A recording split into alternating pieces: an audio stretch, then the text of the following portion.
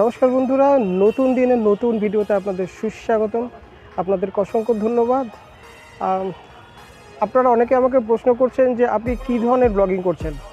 দেখুন, সেটার জন্য একটু আপনাদের বলা যে আমি যেটা করছি এটা সত্যি, সেটা ব্লগ।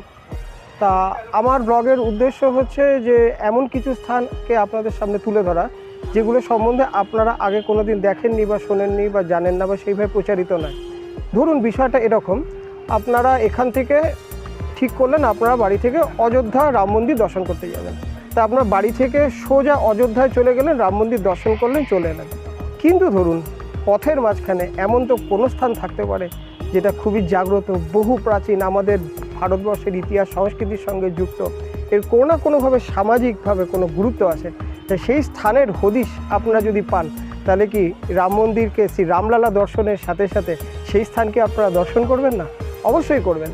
আমার উদ্দেশ্য হচ্ছে গুরুত্বপূর্ণ, যেটা বহুল পরিচিত বিখ্যাত স্থান, বিশেষ করে ঐতিহাসিক স্থানগুলির পাশাপাশি এই সমস্ত নাম না জানা, অখ্যাত, দুদিন পরে ভ্যানিশ হয়ে যাবে এমন ঐতিহাসিক গুরুত্ব সম্পন্ন স্থানগুলোকে আপনাদের সামনে তুলে ধরা।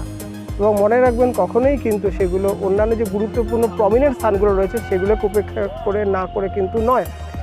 এটাই হচ্ছে আমার উদ্দেশ্য, আমার ব্লগিং করার উদ্দেশ্য। এবং আপনাদেরকে অসংখ্য ধন্যবাদ যে আপনারা আমাকে সাপোর্ট করছেন। তা আমি এই ভিডিওটা আপনার করলাম সেই মহামায়াতলা, যেটার ব্লগ আপনারা দেখে থাকবেন।